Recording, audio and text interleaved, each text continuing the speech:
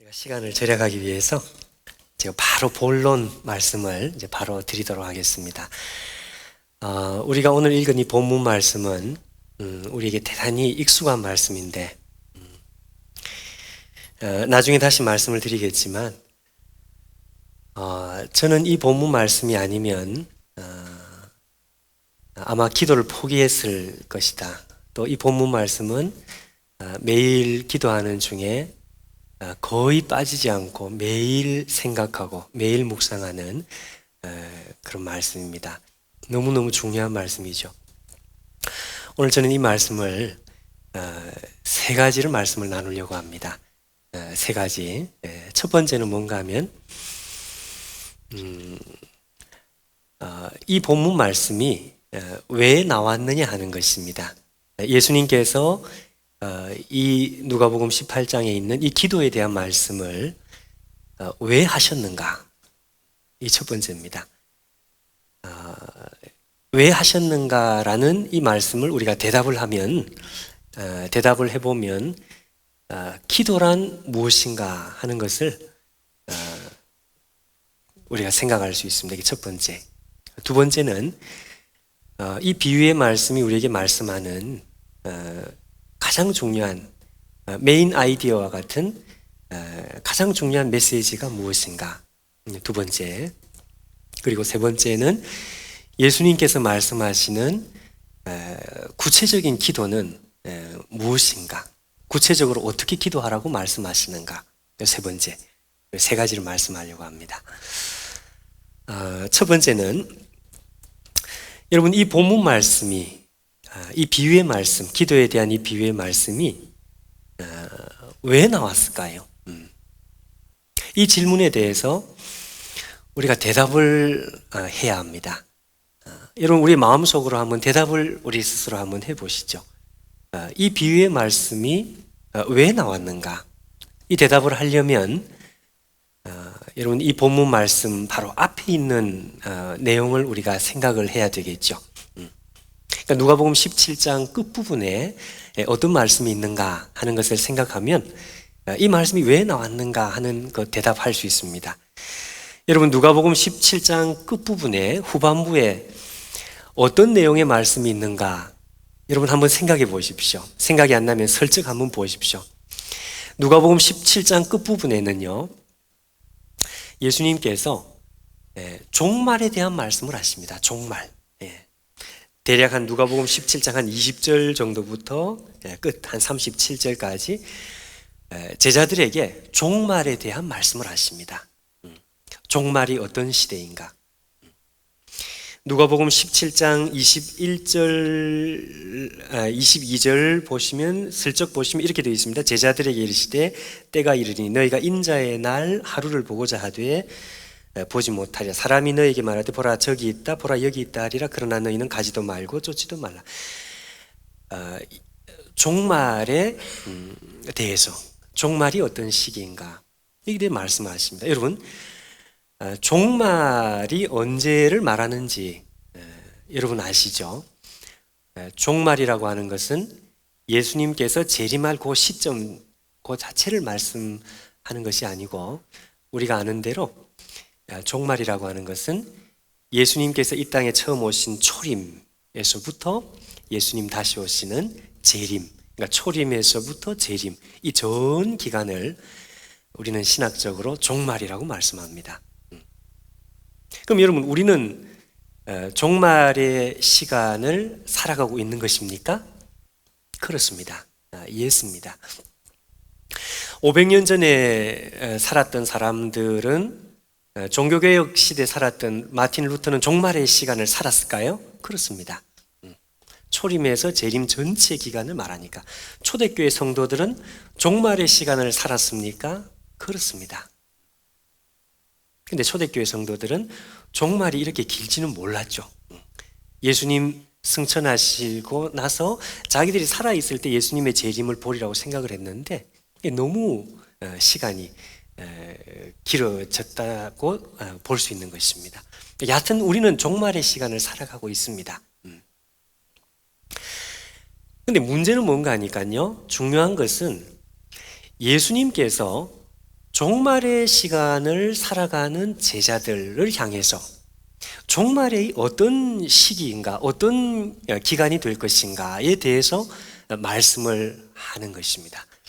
여러분, 예수님께서 말씀하시는 종말에 대한 시간은 어떤 것인가? 예수님 종말을 어떻게 말씀하셨는가? 한마디로 예수님 말씀하시는 종말은 대단히 부정적입니다. 부정적이라는 것은 종말의 시간을 제자들이 살아갈 때 한마디로 말하면 대단히 힘들고 어려운 시간이 될 것이다. 이렇게 말씀하셔요. 여러분 17장 우리가 읽은 그 다음 구절, 시간 관계상 우리가 다 읽을 것이 아니지만 26절, 27절을 제가 한번 읽어보겠습니다. 종말의 시간이 어떤 시간인가? 예수님 하신 말씀은 이렇게 말씀합니다. 노아의 때 된 것과 같이 인자의 때에도 그러하리라. 노아가 방주에 들어가던 날까지 사람들이 먹고 마시고 장가들고 시집가더니 홍수가 나서 저희를 다 멸하였으며, 이게 종말의 시간입니다. 우리가 살아가는 종말의 시대는 이런 시대일 것이다. 무슨 이야기입니까? 노아의 때와 같을 것이다. 노아의 방주가 마지막 문이 닫히는 순간까지 끝까지 사람들은 안 믿었습니다. 그리고 먹고 마시고 장가들고 시집갔다. 먹고 마시고 장가들고 시집간다는 것이 죄 짓는 것은 아니지만 여기서 무슨 이야기죠? 끝까지 지멋대로 살았다 그 말이죠. 하나님 모르고 하나님 인정하지 않고 자기 마음대로 살았다. 언제까지? 방주의 문이 닫히는 순간 끝까지 말이죠. 끝까지. 그러니 여러분, 노아는 얼마나 힘들었겠습니까? 노아는 바보 같은 짓을 하고 있는, 사람들의 눈에 그렇게 보이지 않았겠습니까? 아무도 노아를 인정하지 않는데 우리도 마찬가지라 그러죠. 목회를 하다 보면 저도 교인들을 이렇게 만나다 보면 때로는 교인들이 무섭다는 생각을 할 때가 있습니다. 언제 그러느냐? 교인들 중에는 이렇게 한 번, 두 번 찾아가서 권면하면 그래도 마음을 약간 이렇게 좀 푸는 사람이 있지만 어떤 분들을 보면요, 끝까지 가는 사람도 있어요. 그런 분들을 보면 마음이 이렇게 겁이 날 정도로. 그렇습니다, 여러분.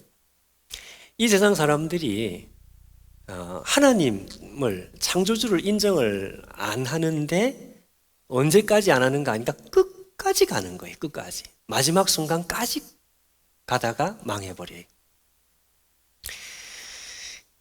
그러니 그 가운데 여러분, 그 하나님을 믿고 사람들이 인정하지 않는 그 하나님을 믿고 의지하며 살아가는 우리와 같은 하나님 백성들은 그런 세상 속에서 얼마나 힘들겠습니까?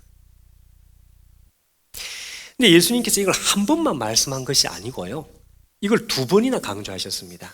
28절, 29절, 요거는 우리 같이 한번 읽어볼까요? 28절, 29절을 같이 한번 읽겠습니다. 자, 시작. 롯의 때와 같으리니 사람들이 먹고 마시고 사고 팔고 심고 집을 짓더니 롯이 소돔에서 나가던 날에 하늘로서 불과 유황이 비오듯 하여 저희를 멸하였느니라. 인자에 나타나는 날에도 이러하리라. 이렇게 되어 있습니다. 이번에는 4가지가 아니고 6가지죠. 먹고 마시고 사고 팔고 심고 집 짓고, 한마디로 끝까지 지멋대로 할 것이다. 노아의 때와 같이 이 소돔과 고모라가 망하는 그 순간, 마지막 예수님께서 재림하는 그때까지, 이 세상이 끝나는 순간까지 사람들은 똑같아요. 끝까지 가는 거예요. 끝까지.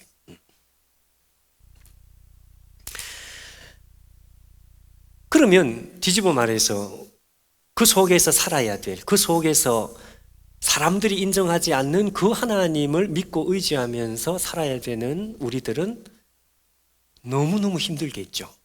네. 여러분 힘들지 않습니까?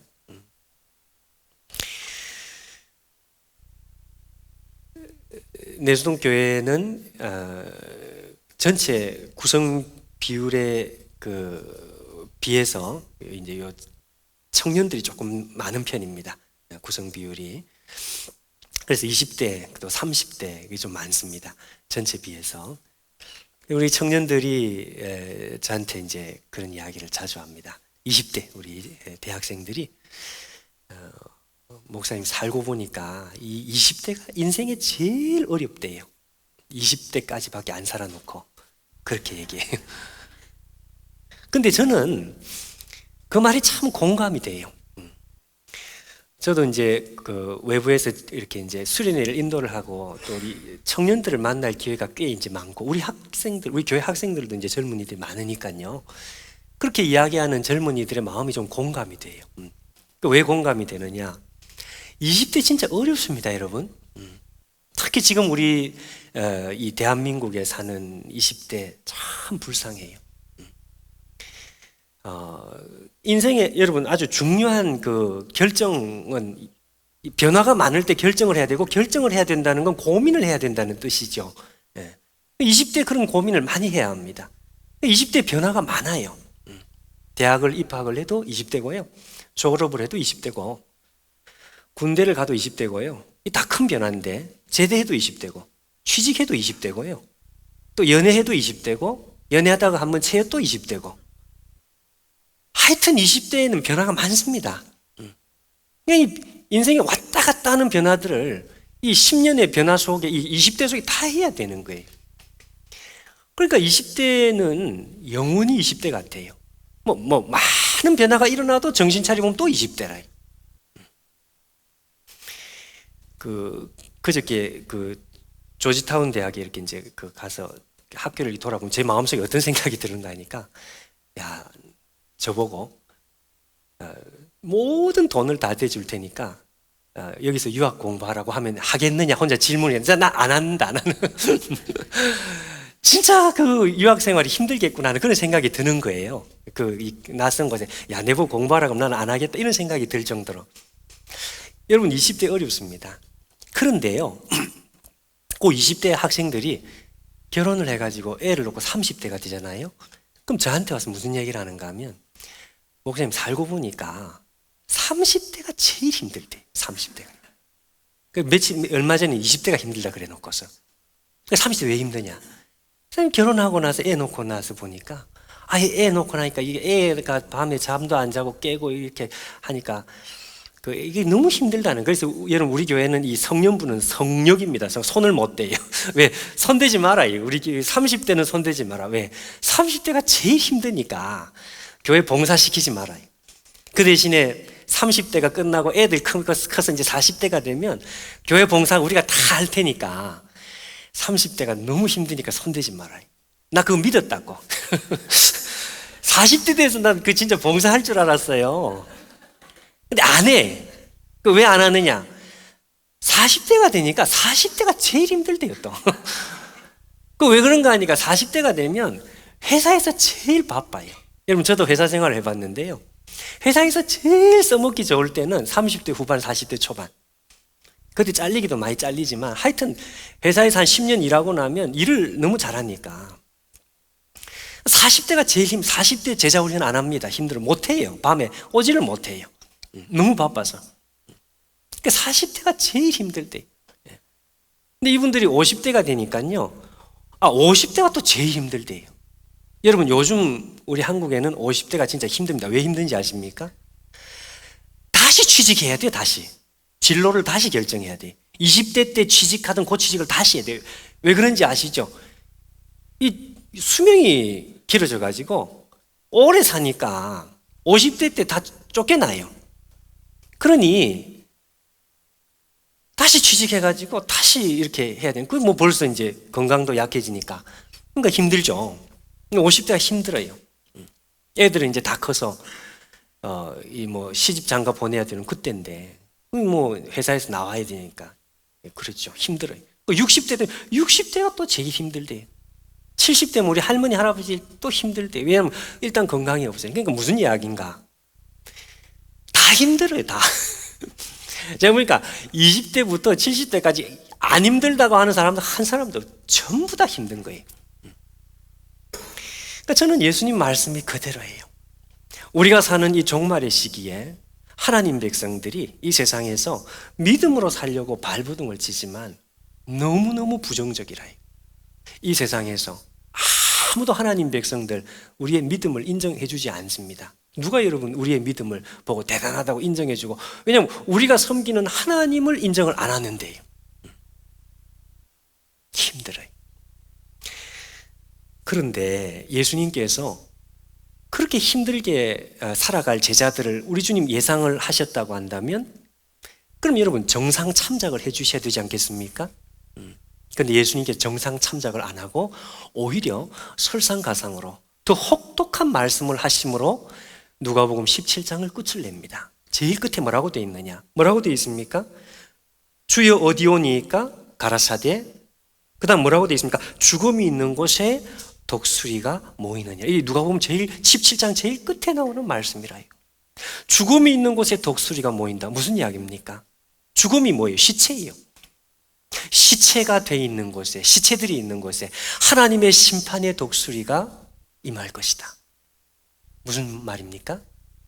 너희들은 영적인 시체가 되면 안 된다 그 말이죠. 이 세상이 아무리 힘들고 어려워도 노아의 때와 같이, 롯의 때와 같이 이 세상 사람들이 하나님 백성들을 인정해 주지 않고 끝까지 하나님 백성들을 무시하면서, 그렇게 해서 그 속에 너희들이 믿음을 지키기가 너무 힘들지만 그럼에도 불구하고 너희들은 영적인 시체가 되면 안 돼 그 말이죠.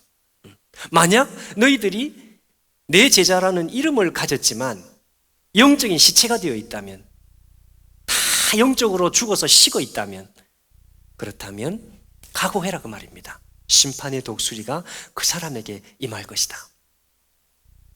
벌써 우리의 가슴이 답답해집니다. 우리 마음이 힘들어요. 아니 그렇게 부정적이고 어려운 시기를 살아갈 것을 제자들이 아셨다면, 제자들이 살아갈 걸 예수님께서 아셨다면, 그렇다면 예수님께서 좀 정상 참작을 해 주셔야 될 텐데 더 무서운 경고를 말씀하시고 그렇게 17장을 끝을 내버려요. 자, 여러분, 이제 우리 마음속에 아주 중요한 질문이 하나 생깁니다. 여러분 마음속에 어떤 질문이 생깁니까? 예. 그러면 내보고 어떻게 해라는 것이냐 그 말이죠. 정말 so what, 어떻게 하면 좋습니까? 예수님 그럼 나는 어떻게 하면 좋습니까? 이렇게 어려운 시기에 아무도 인정하지 않는 혹독한 이 세상 속에, 이민생활 되게 힘들다면서요. 너무너무 힘든 세상 속에 여러분 우리가 믿음을 어떻게 지키며 특별히 영적으로 식어지지 않고 우리 주님 오시는 순간까지 싱싱하게 영적으로 살아있으면서 생명력이 충만한 가운데, 마음이 뜨거운 가운데 그렇게 살아있는 사람으로 우리가 어떻게 살아남을 수 있습니까? 우리의 질문이에요.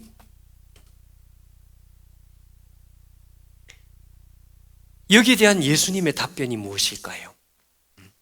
여기에 대한 예수님의 답변이 누가복음 18장 1절에서 나오는 답변입니다. 항상 기도하고 낭망치 말아야 될 것을 비유로 말씀하여 가라사대. 예수님께서 말씀하신 대답은 아주 간단합니다. 기도입니다. 여러분 저는 이 본문 말씀이 우리에게 왜 중요한가? 우리로 하여금 기도에 대한 근본적인 생각, 근본적인 고민을 다시 하게 만들어요. 여러분 우리 가운데 기도 안 하는 사람 있습니까? 없어요. 우리 기도 많이 했고 또 기도가 중요하다는 걸 많이 들었습니다. 근데 오늘 성경은 우리에게 다시 전혀 기도를 마치 안 해본 사람처럼 기도를 낯설게 쳐다보기, 도대체 기도가 무엇일까라는 생각을 다시 하게 합니다. 왜? 이렇게 어렵고 불가능한 세대 속에 하나님께서 우리에게 주신 이 불가능을 가능할 수 있도록, 이 어려운 시기를 살아갈 수 있도록 하나님께서 우리에게 주신 유일한 방편이기 때문에 그렇습니다. 기도를 주셨습니다. 기도만 주셨습니다.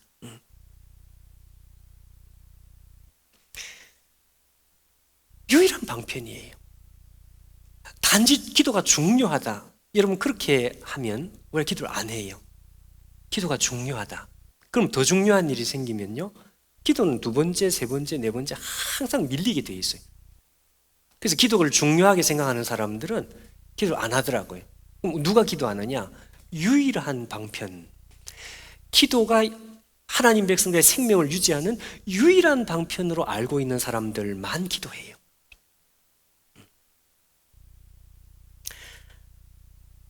여러분, 오늘 성경이 우리에게 말씀하는 첫 번째는 이것입니다.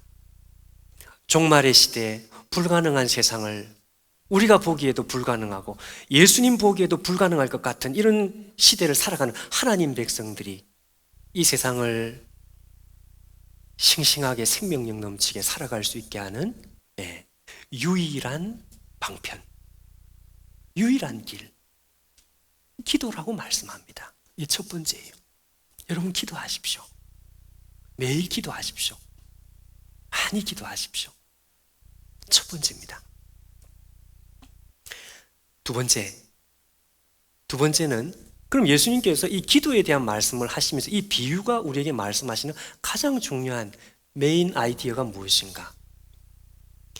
여러분, 오늘 이 본문의 비유 우리가 들어서 모를 것이 하나도 너무너무 쉬워요. 근데 너무너무 쉬운데 너무너무 이상하죠. 왜? 예수님께서 말씀하신 이 비유 속에 나오는 두 사람의 등장인물, 캐릭터, 이 두 사람의 등장인물이 너무너무 생소합니다. 너무 이상해요. 보십시오, 여러분. 불의한 재판관이 있습니다. 그리고 과부가 나옵니다. 두 사람은 절대로 만날 수 없는 인물이죠. 네.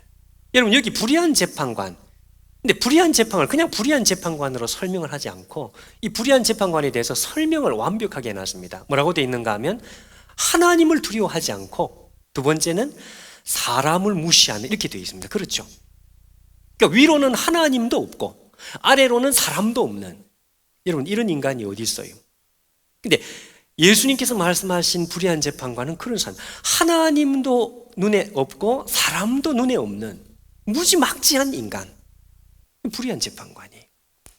여기에 상대 역을 하고 있는 과부, 이런 과부는 오늘 우리의 눈을 가지고 과부 이해하면 안 돼요. 예수님 당시의 과부는 죄송하지만 창녀가 될 가능성이 많았습니다. 왜? 법적인 이 보호를 전혀 받을 수 없기 때문에 살아남을 수 있는 길이 없는 거예요. 뭐 약자 그 정도가 아니고, 예수님 당시의 과부는 전혀 보호받을 길, 먹고 살 길이 없기 때문에 어쩔 수 없이 장녀가 될 가능성이 많을 정도로 과부입니다. 한쪽 끝에는 불의한 재판관이 나오고 한쪽 끝에는 과부가 나옵니다. 여러분, 바보가 아닌 이상 예수님께서 말씀하신 불의한 재판관이 누구를 말하는지 다 알죠. 누굽니까? 불의한 재판관이 누구예요? 하나님이죠. 이 과부가 누굽니까? 예수의 제자들, 우리와 같은 하나님의 백성들. 이상하지 않습니까? 여러분, 하나님께서 불의한 재판관입니까? 이렇게 손톱도 안 들어가는 그런 인간입니까? 가장 사랑이 많으신 분, 우리 하나님인데, 예수님께서 말씀하신 이 기도의 비유에 등장한 하나님의 역할을 감당할 인물을 불의한 하나님도 없고 사람도 없는 이런 무지막지한 인간을 하나님의 비유를 해놨어요. 그 앞에 있는 과부는 아무 힘이 없는, 그러니까 못 만나게 아예 처음부터 그런 캐릭터를 설정을 해놓은 것입니다. 그 이유가 무엇일까요? 예수님 왜 이런 비유를 말씀하셨을까요? 그 이유는 간단하죠. 종말의 시기를 살아갈 하나님 백성들이 하나님께 받은 유일한 무기라 그랬습니다. 기도. 근데 이 기도라고 하는 무기를 사용할 때 하나님 백성들이 부딪히게 될 가장 첫 번째, 그것은 다른 것이 아니고 불의한 재판관 앞에 있는 과부의 심정, 이 막막한 심정, 이 절벽 같은 심정, 이 절망감, 이것을 예수의 제자들, 모든 예수의 제자들이 전부 다 이것을 경험하게 될 것이라는 것을 우리 주님께서는 가르쳐 주고 계십니다. 아마 내 제자들이 하나님 앞에 기도의 무기를 사용하려고 나아간다면 어느 누구도 예외 없이 불의한 재판관 앞에 있는 과부의 심정을 누구든지 느끼게 될 것이다. 근데 중요한 것은 뭔가 하니까 그때 중요합니다. 그 절망감을 느낄 때 그때 여기서 갈라지기 시작합니다. 아, 이게 이상한 것이 아니구나. 내가 길을 잘못 들어온 것이 아니구나라고 생각하는 사람들은 결국 하나님 앞에 살아남아요. 반대로 왜 이렇게 절망감이 느껴질까? 기도할 때 왜 이렇게 절벽같이 느껴질까? 왜 내가 이렇게 헛수고하는 것처럼 느껴질까? 그러고 나서 포기를 하는 사람, 그 사람은 아니에요. 가짜예요. 여러분 어떻습니까? 저는 기도할 때마다 이 비유가 필요하지 않을 때가 없습니다. 늘 이 비유가 제 기도할 때마다 내 마음속에 떠올리는 그림입니다. 왜? 저는 기도할 때마다 절벽을 느낍니다. 기도할 때마다요. 하나님 불렀는데 아무것도 없는 것 같아요. 하나님 안 듣는 것 같아요. 내 기도를 안 듣는 것 같아요. 하나님 절벽처럼 느껴진다. 정말 말 그대로 계란을 들고 바위를 깨는 것 같은 그런 느낌이에요. 내 혼자 헛수고하는 느낌입니다. 하나님 안 계신 것 같아요. 정말 우리나라 말로 정말 손톱도 안 들어가는 것 같습니다. 말이 안 통하는 것 같아요. 이 절망감, 이 막막함. 죄송하지만 기도할 때 이런 막막함을 느끼지 않을 때가 거의 없는 것 같아요. 근데 여러분, 우리보다 앞서 믿음의 사람들은 다 이런 막막함을 느낀 것 같습니다. 아레이 토레이 목사님, 위대한 그 부흥사도 하는 이야기가 40분 이상 자기는 기도에 들어가기 위해서, 출발하기 위해서 씨름을 해야만 들어갈 수 있다. 어렵습니다, 여러분. 기도는 어려워요. 오늘 목사님이 저한테 나는 설교하는 것보다 기도하는 게 더 어렵다. 그러니 제 마음속에 이해가 되더라고요. 그렇습니다, 여러분. 씨름을 해야. 왜? 이 막막함 때문에 그래요. 근데 이 막막함, 이 절망감을 넘어갈 수 있게 하는 것은 오늘 이 말씀입니다. 여러분, 우리가 이 절망감을 느낄 때 말이죠. 그때 이 비유의 말씀을 생각하면서 박수를 치십시오. 내가 길을 잘못 들어온 것이 아니다. 제가 말씀한 대로 오늘 비유에서 우리 주님께서 이렇게 말씀해요. 진짜와 가짜는 여기서 나눠져요. 여러분, 기도하는 사람과 기도 안 하는 사람 이렇게 나눠지는 게 아닙니다. 그렇죠. 믿는 사람들 다 기도해요. 기도하는 사람이 진짜, 기도 안 하는 사람이 가짜, 그게 아니란 말이죠. 기도하고 안 하고 여기서 진짜와 가짜가 나눠지는 것이 아니고요. 기도는 다 하는데 문제는 어디서 나눠지느냐?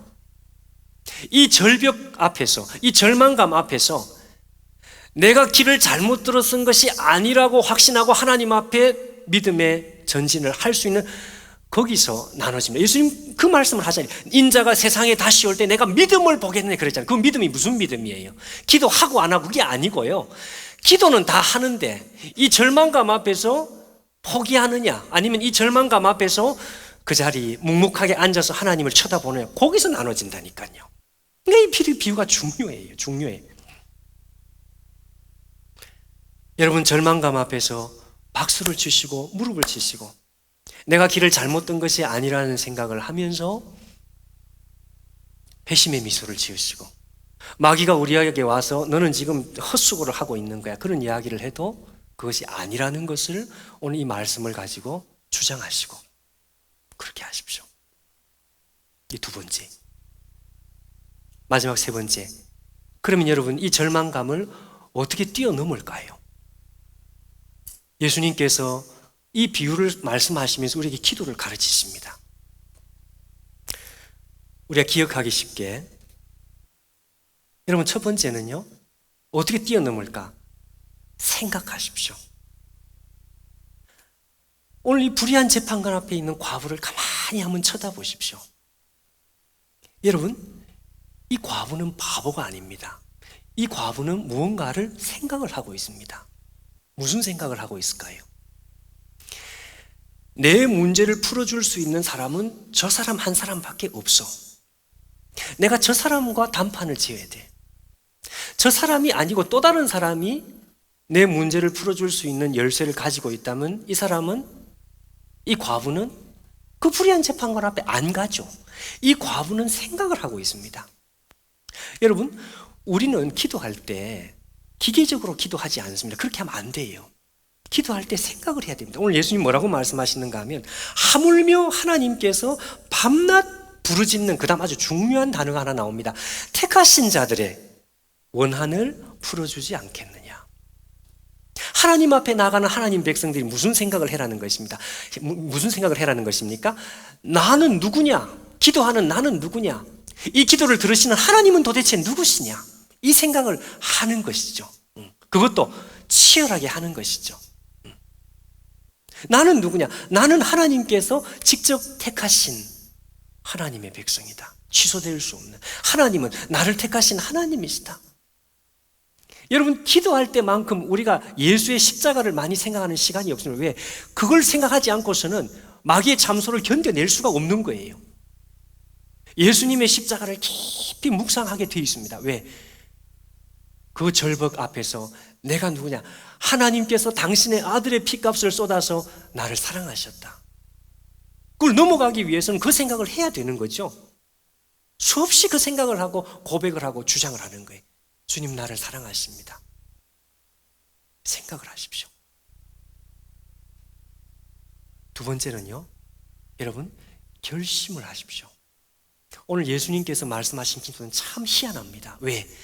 우리가 보통 여러분 기도라고 할 때에는요, 이 기도 자체가 대단히 신비롭잖아요.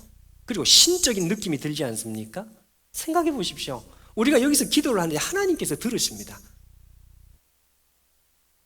우리나라에 옛날에 그 트랜지스터 라디오 처음 나올 때 대학생 손주가 할아버지한테 가서 미국 방송을 딱 틀어놓고 가서 할아버지 지금 요 소리가 지금 미국에서 나오는 소리입니다. 예끼놈아 할아버지를 지금 놀려도 아니 거기서 하는 소리 어디 여기서 들리냐?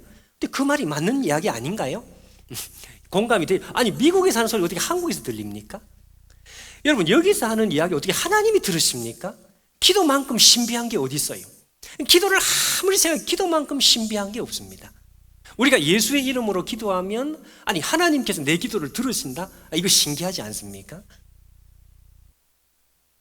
기도는 신적인 것이란 말이죠. 근데 예수님께서 기도를 하는 우리에게는 기도를 신적인 것으로 가르치지 않습니다.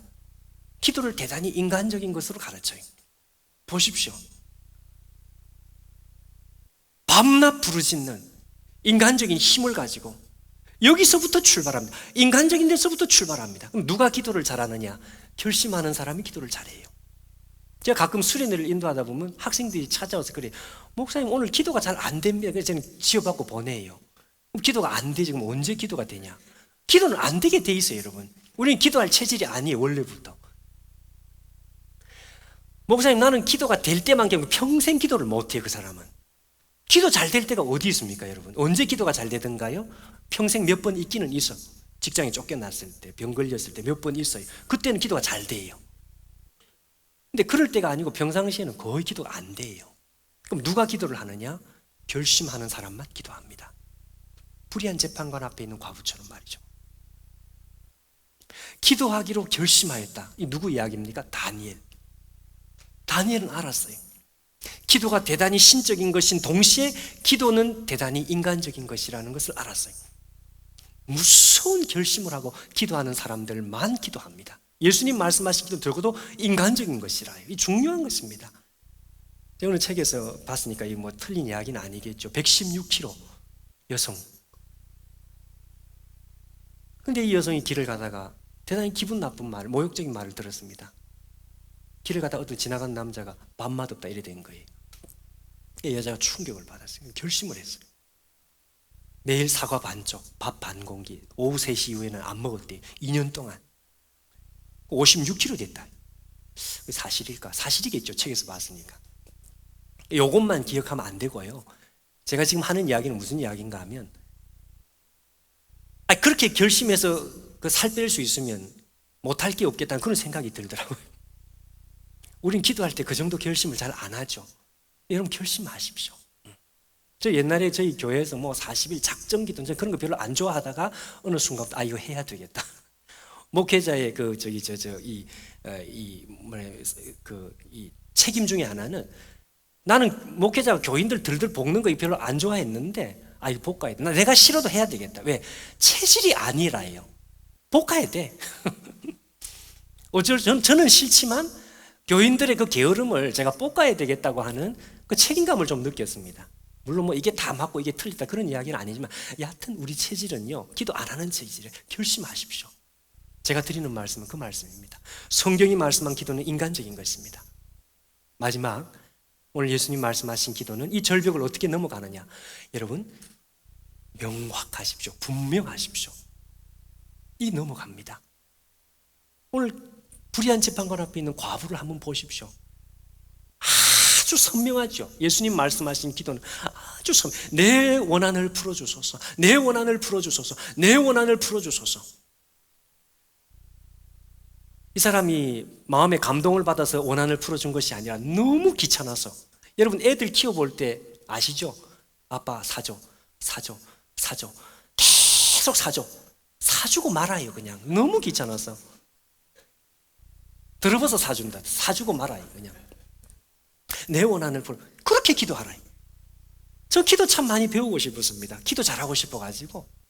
제 전도사 30대 초반이잖아요. 전도사인데 정말 기도하고 싶어가지고 기도 많이 하는 목사님들 기도 강의 한마디 얻어 들을 거 있는가 싶어가지고. 근데 제가 어느 날 방바닥을 치면서 너무너무 좋아요. 왜냐면 다 똑같은 말씀을 하시고. 무슨 말 하는가요? 하나님 앞에 정말 간절한 소원을 반복적으로 계속 아뢰는 거, 그거 좋은 것이다 그래요. 그래서 하나님 성령을 주세요. 성령을 주세요. 성령을 주세요. 성령을 주세요. 그럼 나중에 귀찮아서 준다 그래요. 나는 이게 굉장히 성경적이라는 걸 나중에 알았습니다. 어느 순간에 누가 저한테 질문을 해요. 목사님, 그렇게 기도하는 그거 중언부언하는 거 아닙니까? 똑같은 이야기 자꾸 해서 그거 중언부언하는 거 아닙니다. 여러분, 사람이 간절해지면요, 사람의 마음이 간절해지면 여러분 이게 단순해집니다. 복잡하지 않아요. 단순해지고 명확해집니다. 사람이 간절하지 않으면 이게 좀 복잡해요. 말하는 것도 복잡하고 기도도 좀 복잡해요. 간절해지면 여러분 단순합니다. 예를 들어서 여러분 사람이 진짜 목이 마르다, 목마른 사람, 진짜 목이 마른 사람은 물 주세요. 그거면 되는 거예요. 어제도 계시고 오늘도 계시고 천지를 창조하시고 그렇게 하면 죽어버려요. 물 주세요. 그거 충분한 기도 아닙니까? 그것도 길어. 물 그러면 돼요. 물 그러면 돼요. 명확하죠. 왜? 간절하니까. 중언부언이라는 건 뭔가 하면요, 우리가 그런 생각을 별로 안 하면서 간절하지 않으면서 그냥 입에서 튀어나오는 이야기를 얼마나 많이 합니까? 예수님 그걸 중언부언이라고 하셨어요. 옛날에 같이 이렇게 기도하다 보니까 삥 둘러서 그냥 누가 그러더라고. 어느 형제가 갑자기 기도하다가 갑자기 두부 사랴 그러더라고요.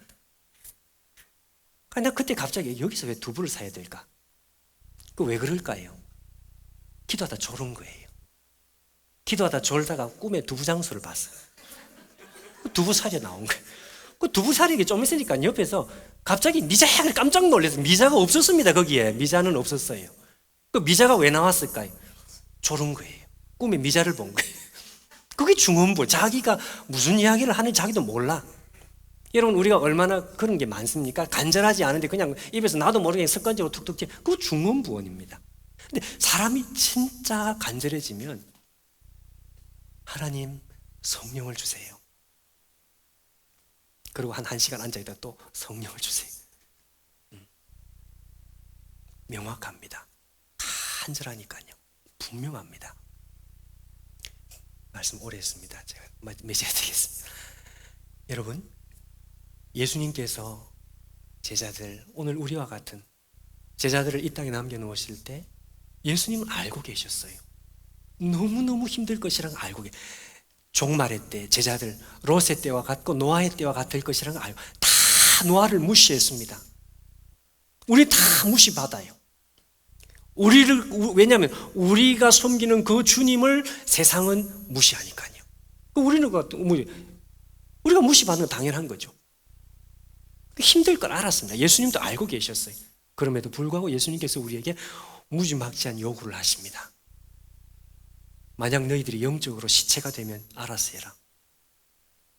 죽는다. 심판의 독수리가 너희에게 임할 것이다. 어떻게 해라? 기도. 우리에게 기도를 주셨어요. 너무너무 위대한 유일한 무기를 주셨습니다. 여러분 기도하십시오. 매일 기도하십시오.